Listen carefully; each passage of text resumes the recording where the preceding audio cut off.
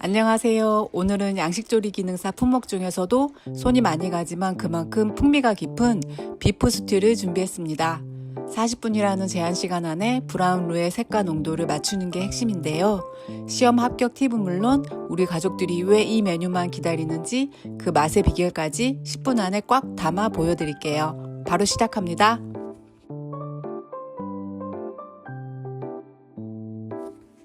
첫 번째로 소고기는 키친타올로 핏물을 꼼꼼히 제거해주세요. 고기는 익으면서 크기가 줄어들기 때문에 제출 규정인 1.8cm보다 살짝 큰 사방 2cm 크기로 자르는 게 포인트입니다. 그 다음 소금과 후추로 밑간을 해서 풍미를 더해줍니다.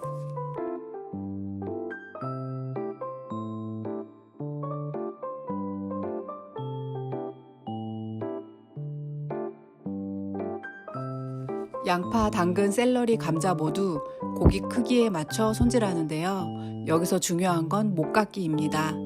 모서리를 둥글게 다듬어야 끓일 때 재료끼리 부딪혀서 국물이 지저분해지는 걸 막을 수 있어요. 정육면체의 예쁜 모양을 살려보세요.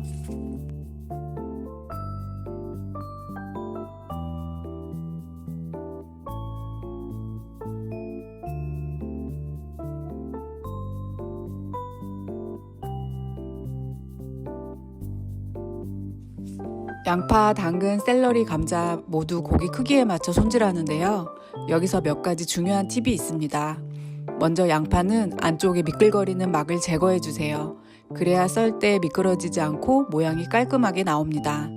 샐러리는 억센 섬유질을 칼로 살짝 들어 쭉 벗겨내야 식감이 훨씬 부드러워지고요. 감자는 썰자마자 바로 찬물에 담가두세요. 전분기를 빼고 갈변을 막아야 스튜 국물이 탁해지지 않습니다.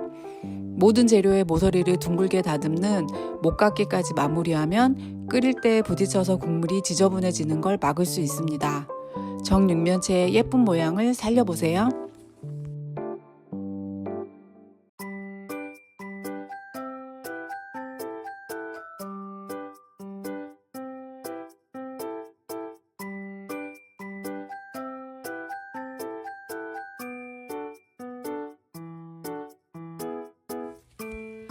채소 다듬기를 끝내고 다음으로 마늘은 다지고 양파 조각에 월계수잎 정량을 꽂아 부케 가니를 준비합니다.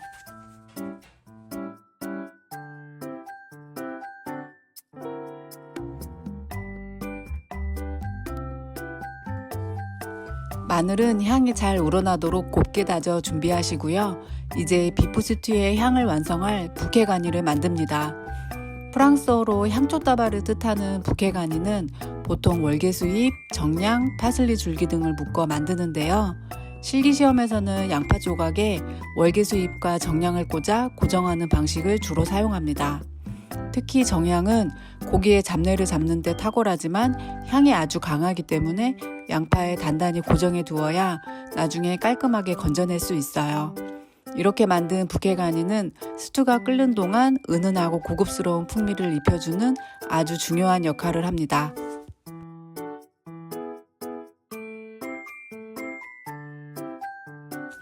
장식용 파슬리는 미리 물에 담가 싱싱함을 살린 뒤 잎만 모아 곱게 다져줍니다. 보통 곱슬 파슬리를 많이 쓰지만 오늘은 향이 더 진하고 부드러운 이태리 파슬리를 활용해봤어요. 다진 파슬리는 면보에 싸서 물에 헹군 뒤 물기를 아주 꽉 짜주어야 하는데요. 이렇게 해야 파슬리 특유의 쓴맛과 엽록소가 빠져나가 색이 변하지 않고 접시에 뿌렸을 때 뭉침 없이 보슬보슬한 가루 형태를 유지할 수 있습니다.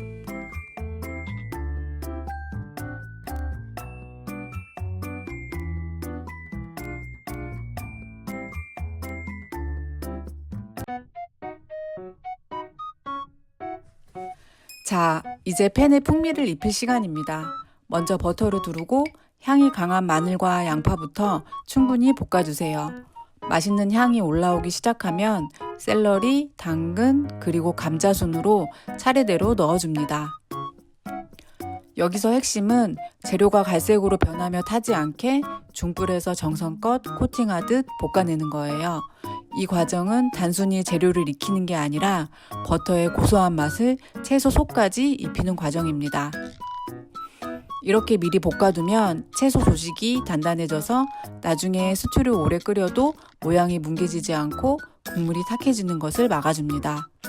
정성스럽게 깎아둔 채소의 모양이 끝까지 살아있도록 타지 않게 주의하며 볶아주세요.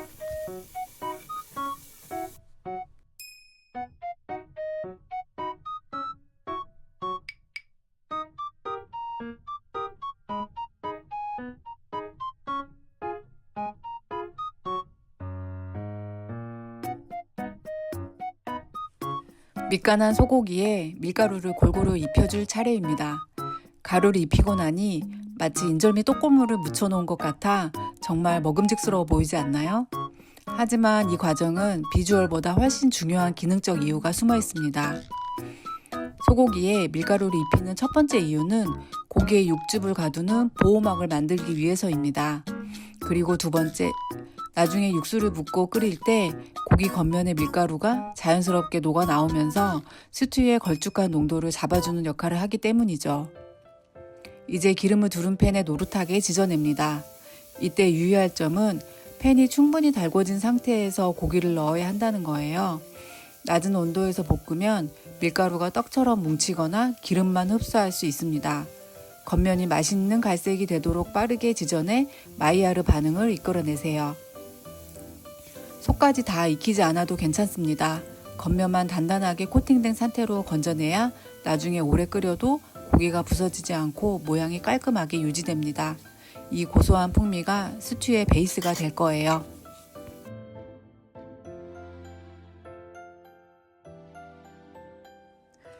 이제 비프 스튜의 맛과 색 그리고 농도를 결정하는 가장 중요한 단계 브라운 룰을 만들 시간입니다. 냄비에 버터와 밀가루를 1:1 동량으로 넣어주세요. 룰은 양식 요리의 기본적인 걸쭉함을 만드는 증점제 역할을 하는데 오늘 우리는 가장 깊은 색인 브라운 단계까지 가볼 겁니다. 브라운 룰은 인내심 싸움이에요. 반드시 약불을 유지하며 끊임없이 저어주어야 합니다. 조급한 마음에 불을 높이면 밀가루가 타버리는 쓴맛이 나고 나중에 완성된 스튜에 검은 가루가 둥둥 떠다니는 대참사가 일어날 수 있어요. 밀가루 입자 하나하나를 버터로 정성껏 볶는다는 느낌으로 진행해 주세요. 볶다 보면 화이트에서 미색으로 다시 갈색으로 서서히 변하는 게 보이실 거예요. 처음에는 뻑뻑하던 반죽이 열을 받으면서 점차 부드럽게 풀리고 고소한 너티 향이 올라옵니다. 영상에서 보시는 것처럼 매끄러운 윤기가 돌면서 진한 초콜릿색에 가까워질 때까지 볶는 것이 시험 합격의 포인트입니다. 루의 색이 충분히 나지 않으면 스튜가 희멀건하게 나와서 감점 요인이 됩니다. 자, 이렇게 깊고 진한 갈색이 완성되었다면 이제 토마토 페이스트를 넣어 풍미를 한 단계 더 끌어올려 볼까요?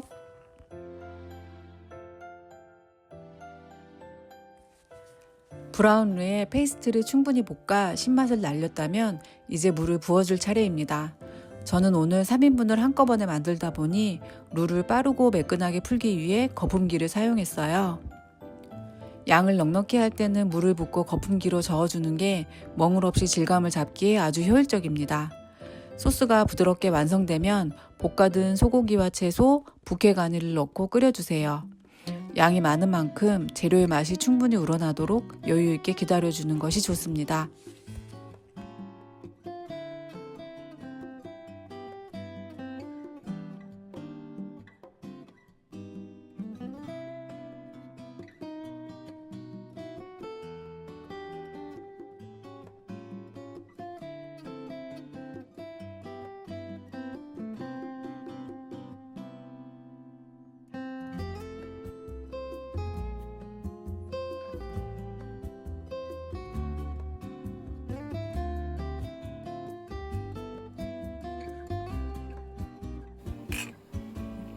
마지막으로 거품을 걷어내 깔끔한 색을 살리고 부케 가니는 건져낸 뒤 소금 후추로 간을 합니다.